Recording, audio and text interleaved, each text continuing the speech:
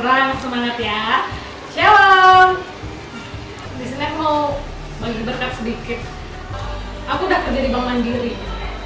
Jadi itu dulu kira-kira sebulan setelah aku pulang dari Bandung, aku susun semua barangku, aku kembali ke Kabanjahe. Dan akhirnya sebulan di Kabanjahe baru aku mulai apply dan apply. Akhirnya aku masukin. Di Kabanjahe ini susah cari kerja. Setelah 2 minggu setelah aku masuk lamaran, aku dipanggil.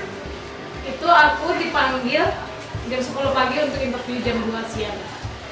Dan aku beradanya di Kabanjahe, tapi aku harus berangkat langsung ke Medan. Dan pada hari itu aku langsung berangkat ke Medan dan terlambat. Ketika aku telat itu yang paling lucu, maksudnya aku nggak tahu apa-apa di Medan. Tapi akhirnya, iya, aku dijemput sama temanku dan akhirnya aku ikut tes pertama.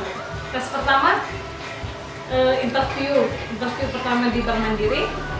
Itu interview pertamanya ditanya tentang diri, gimana lah, apa yang tentang diri kita lah, tentang pribadi kita.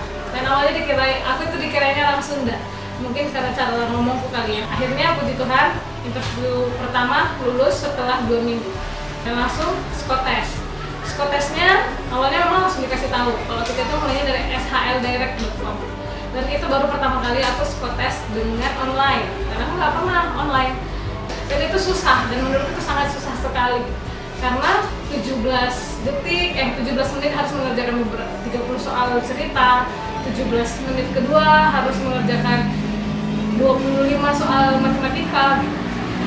Dan akhirnya aku pesimis karena banyak yang kosong. Tapi akhirnya setelah seminggu aku dipanggil kembali dan ternyata aku lulus psikotes. Dan berikutnya ya gitu, akan dipanggil lagi, bilangnya halo Mbak Salsalina, gitu. Harus ikut interview ketiga gitu. Aku disuruh, ayo coba si Salsalina menceritakan berlaku seperti orang yang Bank Mandiri. Jadi kita itu tesnya yang kayak gini. Selamat siang Bapak, saya Salsalina dari Bank Mandiri Kabanjahe.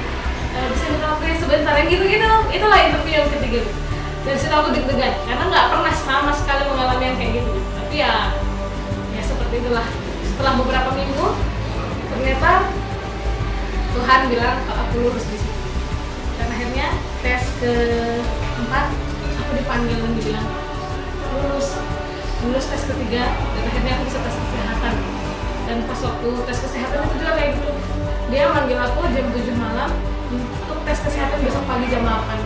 Dan akhirnya aku berangkat dari sini jam 5 pagi sendirian jam 5 pagi naik Sutra gitu, yang aku sama sekali nggak tahu gitu. Sampai di Medan dijemput sama teman aku, dan itulah yang selalu aku alami gitu.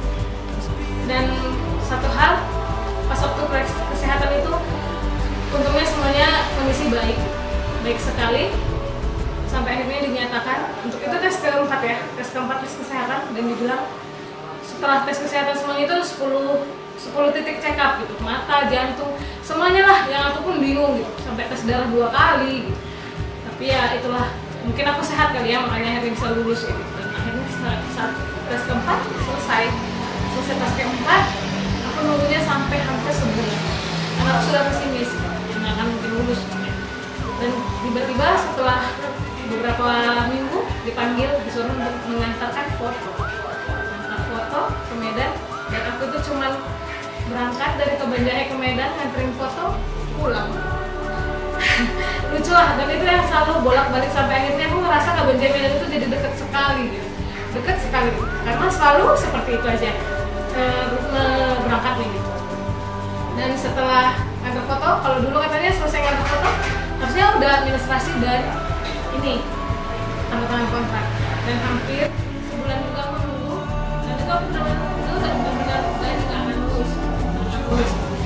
Akhirnya satu hari, aku ingat itu kalau nggak salah tanggal 23 April.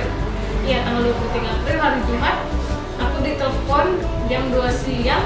Aku baru keluar beli makan. Jam 2 siang untuk untuk tanda tangan kontrak setengah 5 sore. Dan nggak mungkin karena aku bisa berangkat. Tapi akhirnya aku berangkat. Karena memang harus dipaksakan, aku berangkat dari sini jam 2:30.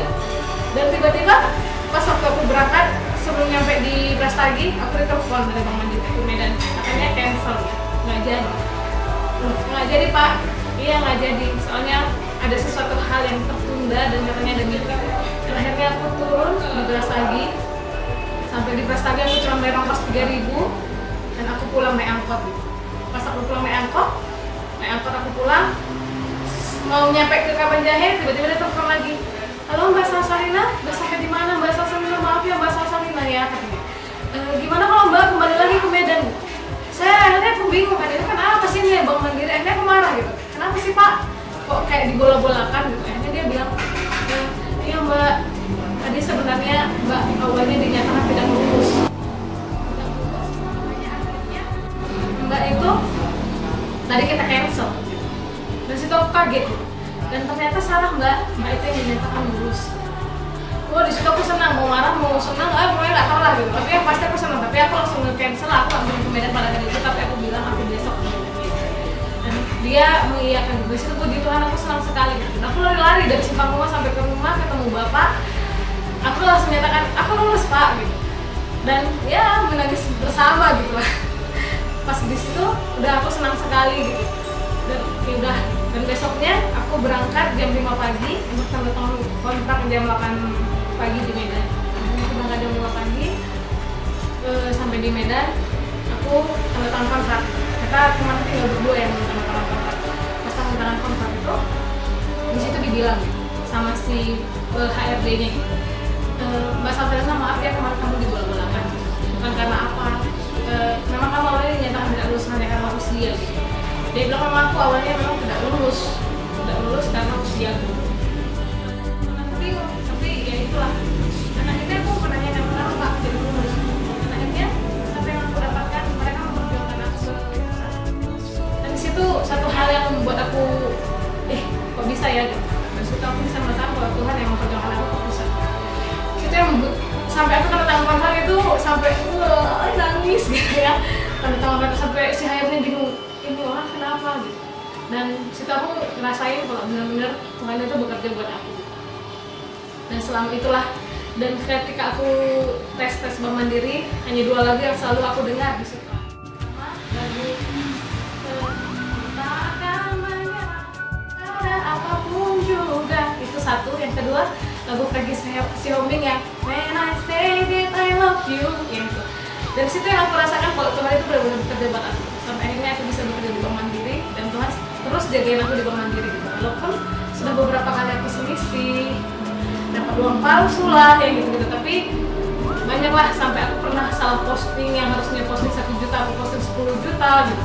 Tapi Tuhan selamatkan aku di situ gitu. Dan aku akhirnya nggak harus numpuk 9 juta sekian ya gitu. Dan ya seperti itu yang aku alami di tempat ini gitu. Tapi yang sampai saat ini yang aku tidak bisa dapatkan sampai sekarang, bagaimana aku bisa hidup seperti di Permata Bandung Pusat. Ya seperti itulah. Aku satu hal yang mungkin agak salah gitu ya, aku belum bisa mulai pelayanan di tempat ini gitu.